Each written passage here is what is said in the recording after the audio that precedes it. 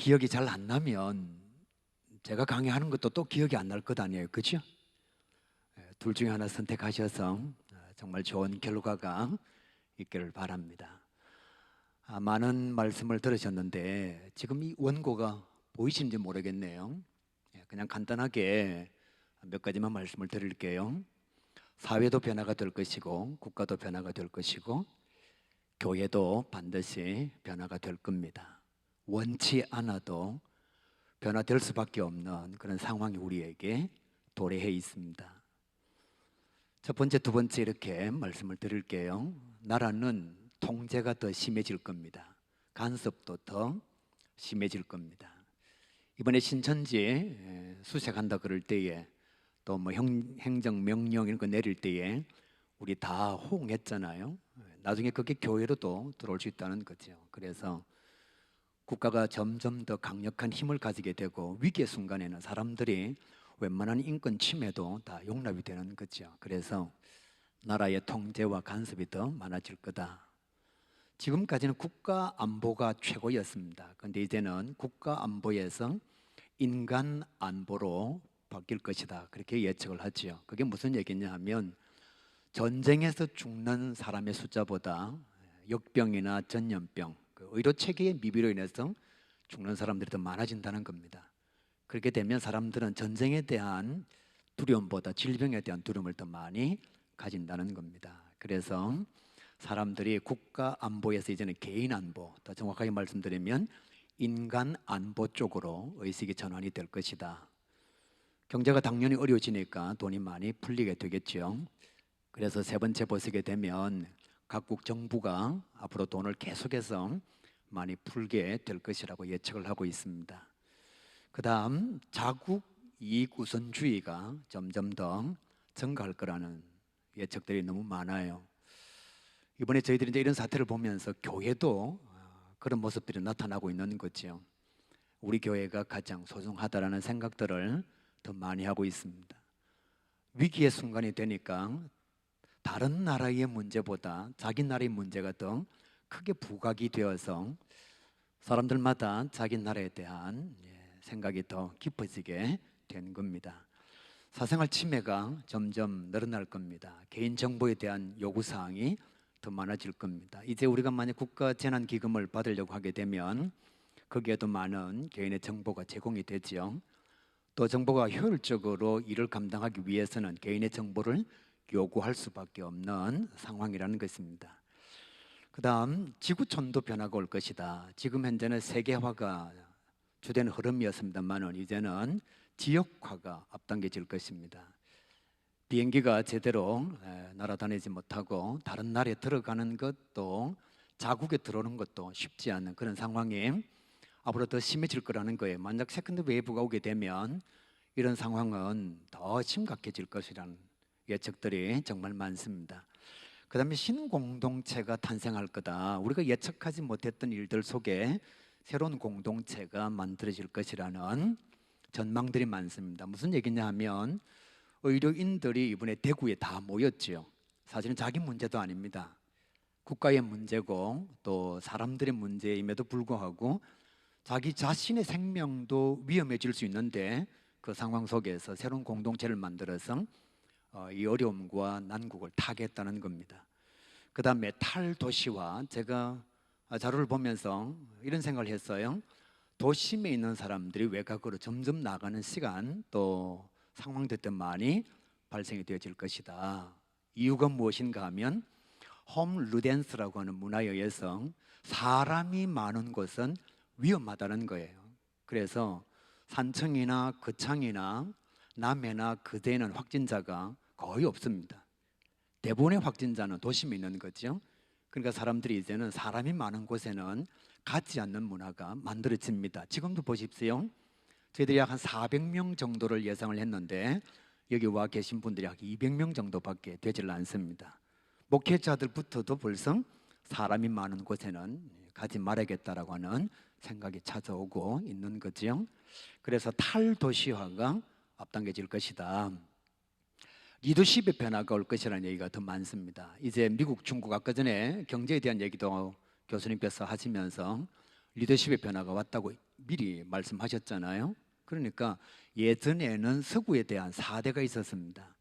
이제 우리나라를 비롯해서 많은 나라가 서구에 대한 사대 사상이 거의 다 소멸되어 가고 있다. 다시 말씀드리면 이번에 코로나를 통해서 그들의 민낯을 우리가 보게 된 거죠. 그래서 선진국에서 선도국으로 개념이 전환이 된다는 겁니다.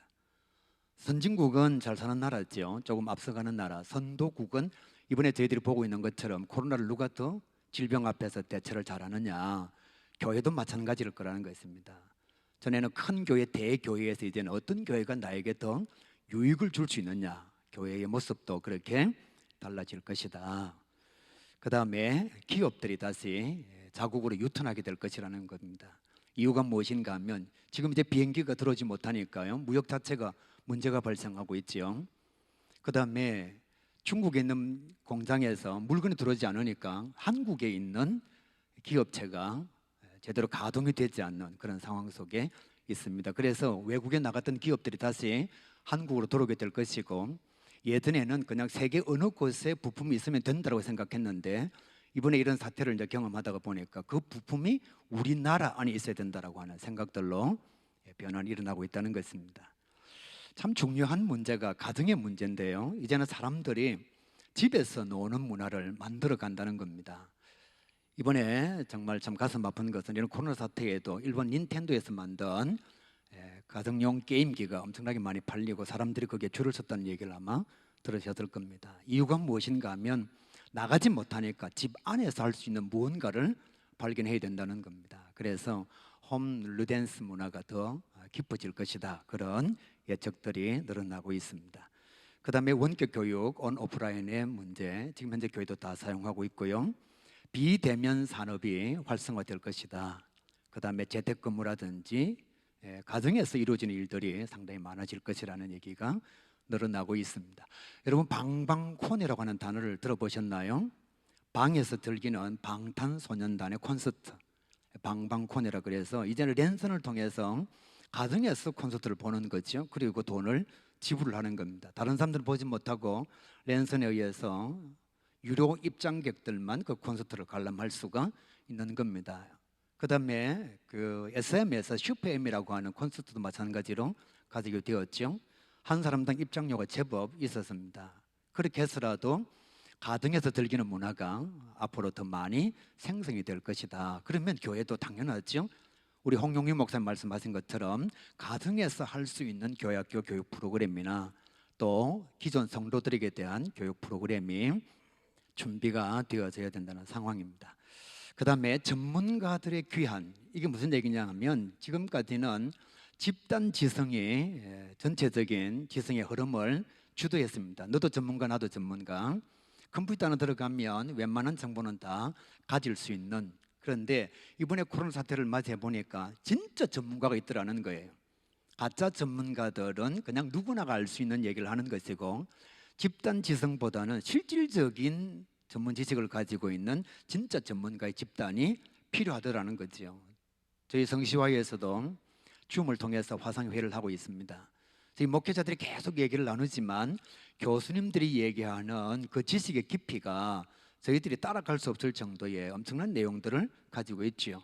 대충 아는 것은 이제는 지식이 아니라는 것입니다. 얼마나 많은 가짜 뉴스가 코로나19 사태 앞에 우리에게 주어졌나요? 뭐 이렇게 하면 괜찮을 거다, 저렇게 하면 괜찮을 거다. 시간이 지나고 보니까 뭐 그게 다 가짜 뉴스였다는 것이 사실은 밝혀졌죠. 그러니까 집단 지성 자체가 궁극적인 문제를 만났을 때에, 또 죽음이라고 하는 역병의 문제를 만났을 때에는 별로 그렇게 큰 가치를 바라지를 못하더라는 사실이요. 그 다음에 지금 현재 이제 전체적으로 문제가 되는 게 무엇인가 하면 개인화가 더 앞당겨질 것이다. 지금까지의 그냥 감추어져 있던 개인화의 문화가 이제는 점점 더 확산될 것이고 정확하게 드러나게 될 것이라 그렇게 전문가들이 얘기를 하고 있습니다. 교회가 직면한 문제에 대해서 한번 보겠습니다. 오프라인 예배에 대한 의식이 약화가 되고 있습니다. 설명하지 않겠습니다. 우리도 편합니다. 우리도 지금 현재 주일날 5번 설교하지 않고 동영상 한 번 설교하니까 훨씬 편해졌습니다. 그리고 이게 공동체 예배 의식의 약화로 나타나고 있다는 거죠. 두 번째, 경제 위기에 따른 재정 악화. 목회자들끼리 서로 말은 하지 않지만 예산의 60%, 70%, 어떤 교회는 80% 이렇게 약화가 되고 다운이 되는 교회들이 점점 현실화되고 있습니다. 감출 수가 없어요. 오늘 강의하신 모든 분들의 다 얘기가 무엇인가 하면 경제가 어려울 거다. 경제는 결국 돈이잖아요. 경제가 어려우면 교회에 하나님 앞에 드릴 수 있는 예물도 적을칠 수밖에 없는 거죠. 세 번째가 탈도시화에 따른 도심 인구의 감소입니다. 뭐 여러 번 얘기했고 또 많은 분들이 다 같이 얘기하고 있죠. 탈도시화가 그리고 도심화가 이루어지게 될 것이라는 것입니다. 선진교회에서 선도교회로 바뀔 것이다. 지금까지는 큰 교회가 좋은 교회였습니다. 대교회가 모범적 교회였습니다. 그런데 우리 홍영희 목사님 강의하실 때 강소교회가 힘을 발한다는 거예요. 큰 교회는 세세하게 관심을 줄 수가 없습니다. 그런데 강소교회는 세세한 관심과 성도들의 필요를 빨리 파악할 수가 있다는 거죠. 그래서 선진교회, 큰 교회, 대교회, 대형 교회에서 선도교회로 어떤 교회가 우리 아이의 신앙교육에 유익하냐, 어떤 교회가 내 자신의 영성을 채워줄 수 있느냐, 이런 부분으로 교회가 바뀌어질 것이다. 그렇게 얘기를 하고 있습니다. 그 다음에 코로나19 앞에서 절대 리더십이 약하고 되어졌죠. 역병 앞에, 코로나 앞에 담임 목사님들의 말이 힘이 상당히 사라졌습니다. 교회 나오라 그래도 질본에서 나가지 말라 그러면, 직장에서 나가지 말라 그러면, 만약에 교회 갈 것 같으면 교회 오지 말라 그러면 목사님이 아무리 교회 오라 그래도 이제는 성도들이 쉽게 호응해 주지를 않습니다. 그러니까 교역자가 가지고 있었던 절대 리더십의 상당 부분이 상실이 되고 있다는 겁니다. 그 다음 신천지를 비롯해서 교회의 단일 리더십을 가지지 못하다가 보니까 이번에 사회적으로부터 지탄의 대상이 많이 되었습니다. 그래서 6번에 보게 되면 타종교, 불교, 천주교가 가진 일원화된 전체가 함께 움직일 수 있는 교계 연합 리더십이 있으면 좋겠다, 그런 요구가 성도들 사이에서 많이 지금 일어나고 있다는 것입니다. 심각한 문제가 무엇인가 하면 어떤 교회는 예배를 드리면 사회적 책임을 다하지 않는다 그래요.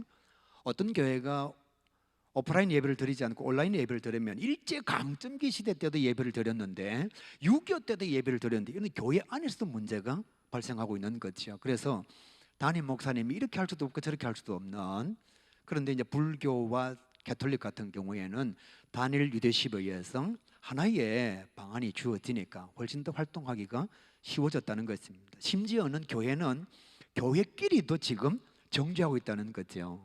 이런 문제가 성도들 보기에는 교회가 단일 리더십을 가지지 못한 약함의 모습을 드러냈다라고 생각을 하고 있는 것입니다. 7번째로 대면 교육이 약화가 될 것이다. 점점 만나는 것이 쉽지 않게 될 것입니다. 그 다음 온라인을 통해서 상방 소통하는 문화 그리고 교육 프로그램들이 다 요구가 되고 있는 상황이요.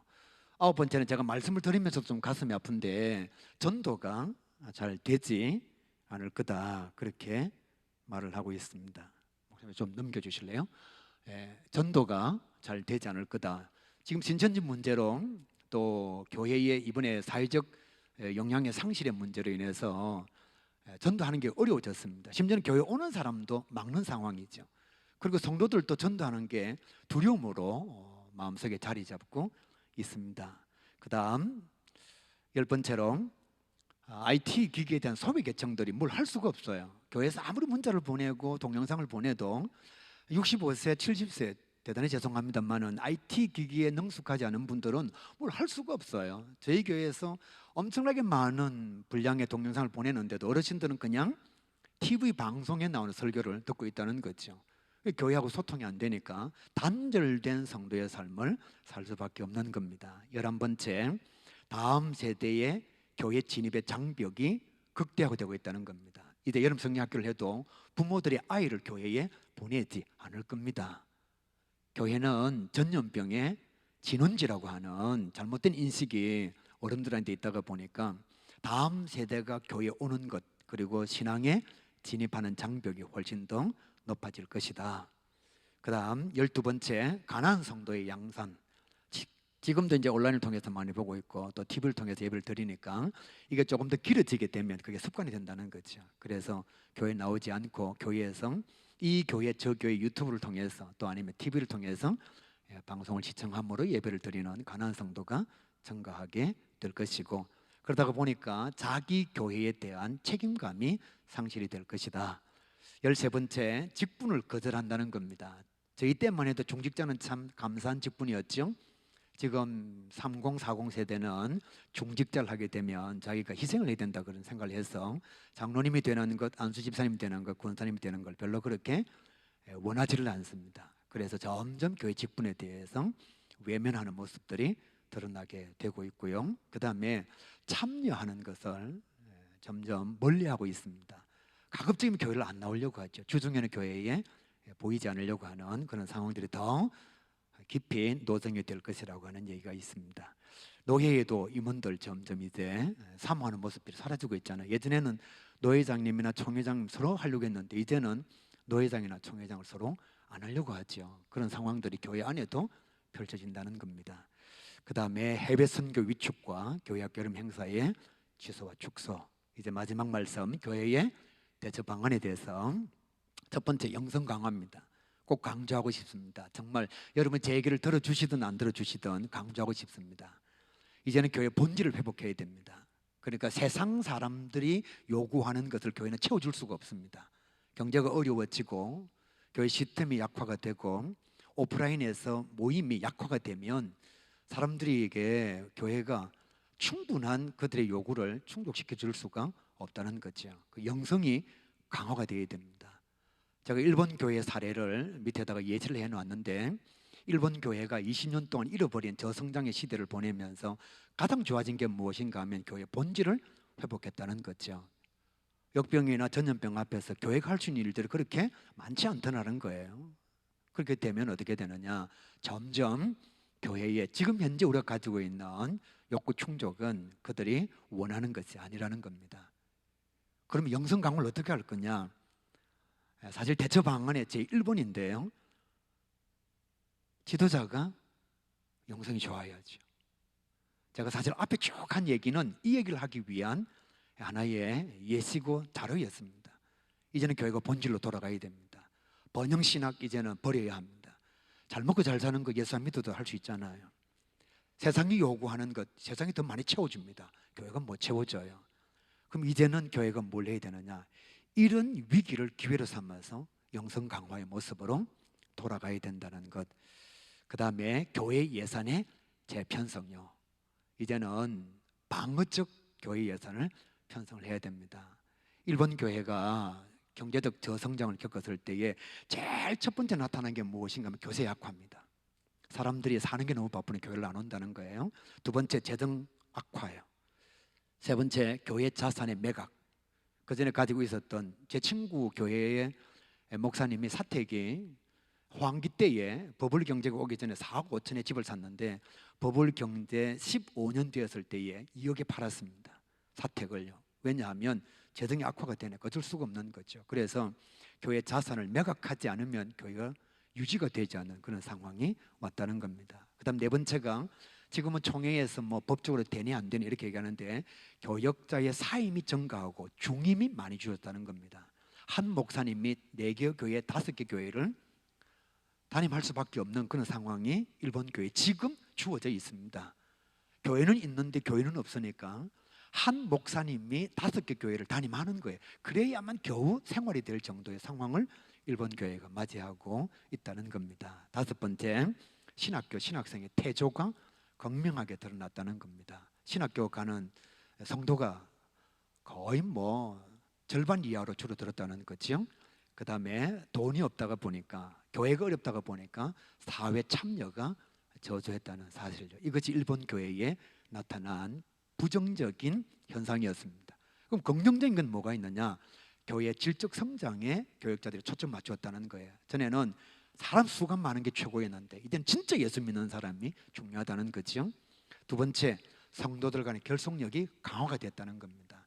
예전에 많은 성도들이 나올 때는 서로 시기하고 질투했는데 성도의 숫자가 줄어들면서 정말 우리 식구라고 하는 생각들을 가지게 되었다는 것. 그 다음에 신앙의 본질에 목회자들 설교가 초점이 맞춰졌다는 거예요.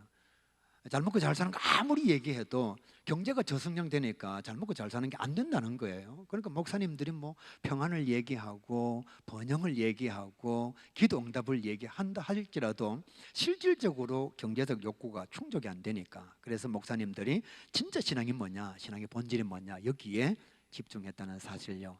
제가 일본에 있는 친구 목사님, 선교사님, 그리고 현지 교회 목사님 6분에게 제가 여쭈어봐서 이런 자료를 정리를 하게 되었습니다. 그 다음에 네 번째가 교역자들의 활동 영역이 분명해졌다. 예전에는 막 너무 많은 일들을 감당했는데 현실적으로 어려움이 찾아오다 보니까 교역자들이 뭘 해야 될지를 알게 되었다는 사실이요. 그래서 자기 영역에 최선을 다했다.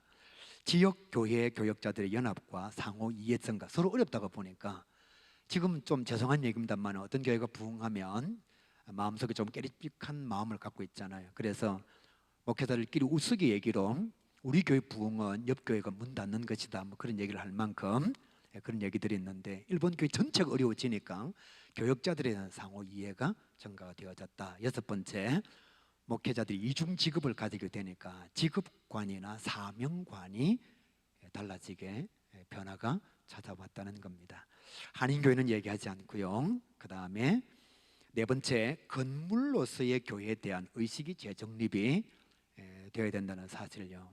지금까지는 교회 건물이 상당히 중요했습니다. 그런데 성도들이 나오지 못하면 건물보다는 원래 교회가 무엇이냐가 더 중요해진다는 거죠. 이제 교회가 커지고 성도 수가 줄면 유지 관리하는데 엄청나게 많이 에너지를 소비를 해야 된다는 거예요. 그래서 진짜 교회 건물에 대한 생각이 아니라 교회가 무엇인가에 대한 생각을 더 깊이 하게 된다. 5번째, 비상연락망 제대로 되는 거예요. 저희 교회가 해보니까 이 얘기 참 위험한 얘기일 수도 있는데, 교회에서 이렇게 문자를 보내면 파급이 안 되는 거예요. 한 사람이 20명을 맡아 있고 한 사람이 15명을 맡고 있고 이렇게 하다가 보니까 그 한 사람이 만약에 연락을 안 해버리면 그냥 절대 다수에 연락이 안 가는 거예요. 그래서 지금 비상연락망을 5명 이하로 줄이고 있습니다. 그 다음에 정보교류망을 교회에서 지금 만들려고 하고 있습니다. 그러니까 어떻게 정보가 제대로 전달이 됐는지 안 됐는지 이게 피드백이 돼야 되니까, 지금 아마 여러분의 교회도 마찬가지일 거예요.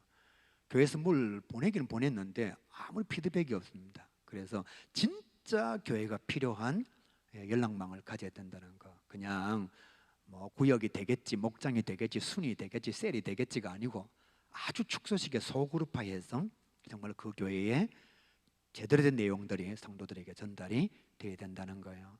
그 다음, 핵심 리더에 대한 교육이 강화된다. 지금 이제 성경 공부 이렇잖아요. 저희 교회도 마찬가지로 이런 식이죠. 그냥 목사님 한 사람이 많은 사람을 교육시키는 거. 그런데 앞으로는 한 명이 2명 교육시키는 거, 한 명이 3명 교육시키는 게 효과적이라는 겁니다. 절대 다수가 모인 곳에는 사람들이 잘 안 오니까 1-2명 안전한 사람들끼리 모여서 성경 공부하는 게 활성화될 거다. 그렇게 본다면 핵심 리더의 교육의 역량을 강화를 시켜야 된다. 그래서 삼각형이 많아지게 되면 교회가 그만큼 건강해진다는 것입니다. 그 다음에 다양한 컨텐츠를 제공하는데 제일 중요한 게 뭐냐, 자기 교회 교역자가 만드는 거. 우리 교회 성도들이나 신학교에서 한번 의식조사를 해보니까요, 대한민국 유명한 목사님들의 강의보다 자기 교회 목사님의 강의가 더 좋다는 거예요. 잘하고 못하고를 떠나서 자기 교회 목사님이 나오면 집중한다는 거예요. 아까 홍용희 목사님 말씀하신 것처럼 우리 선생님, 우리 목사님, 그러니까 우리는 자꾸만 그 질에 대한 얘기가 많은데 그것보다는 공감에 대한 욕구가 더 강하니까, 그래서 자기 교회 목사님 만드는 게 너무나 중요하다. 그 다음, 교인 관리 방법의 변화, 대그룹에서 소그룹으로, 획일적 조직에서 자생적 다양한 조직으로, 오프라인에서 온라인으로 IT 기기를 이용해, 그 다음에 장소에 관계없이 어느 공간에서든지 소통할 수 있는 방법을 간구해야 된다는 것입니다. 10번째로 교회 내 전문가 확보 및 재난 그룹에 대한 조직 강화하는 거. 저희들이 금방 지금 이렇게 발표하고 있는 것은 화상을 통해서 먼저 교수님들 강의를 들어서 이게 너무 좋으니까 다른 분들도 좀 들었으면 좋겠다. 그래서 오늘 이 자리를 마련한 겁니다. 그래서 교회 안에 진짜 전문가 그룹이 있으면 실질적인 목회에 도움이 된다는 것입니다. 그 다음 12번째 부산 기독교 연합기관의 일원화. 좀 꼭 되면 좋겠는데 제가 부기총의 상임회장도 하고 성시화의 기획단장, 총무단장 여러 가지 일을 하면서 마음속에 느끼는 그 극동방송에서 일하고 CBS도 일을 하면서 교회는 단일화된 의사소통의 구조가 없다는 거죠. 그래서 관에서 얘기할 때에도 언론에서 얘기할 때도 누구를 상대될지를 모른다는 겁니다. 이번에 이런 사태가 발생했을 때 수영로 교회가 제일 먼저 교회 문을 폐쇄하겠다 이렇게 얘기가 되니까 저희들이 선택하기가 너무너무 좋았습니다. 이런 문제들이 앞으로도 지속될 것이니까 아까 전에 교수님 말씀하신 것처럼 세컨드 웨이브가 오게 되면 이게 이제 일상화가 된단 말이에요. 그렇게 되었을 때에 누군가가 의사를 간단하게 결정해 줄 수 있는 구조가 있으면 좋겠다는 것입니다. 그 다음 이단 교육에 대한 전문가 양성을 교회 안에서 감당해야 되겠다. 지금 현재 우리 성시바에서 이단 상담 연구소를 가지고 있는데 다 처리하기 너무너무 어려운 거죠. 그래서 제대로 배운 이단 상담가가 교회 안에 있을 필요가 있다는 것입니다. 해외 선교의 효율화. 지금 현재 많이 선교사님들이 한국으로 들어오고 있습니다. 그리고 모여 있는 곳이 많이 모여 있습니다. 선교 지원이 줄어들다가 보니까 그분들이 어떻게 감당이 될지를 모르고 있는 상황도 발생하고 있습니다. 이런 것들도 교회가 미리 대비를 해야 된다는 거죠. 마지막 교회학교 여름 행사의 다양화와 소그룹화. 아까 홍동희 목사님 말씀하신 것 참 좋은 자료가 될 것 같습니다. 사실은 여러분 준비를 하면서 다 알고 있는 내용이라서 어떻게 말씀을 드려야 될까 고민을 했었는데 또 막상 준비가 끝나고 난 뒤에는 우리가 꼭 필요한 것들을 서로 알아야 되겠다라는 생각을 가지게 되었습니다. 그래서 제가 무려 15분 정도의 시간을 사용을 했습니다. 대단히 감사하고요. 여러분 교회에 잘 적응했으면 정말 좋겠습니다. 고맙습니다.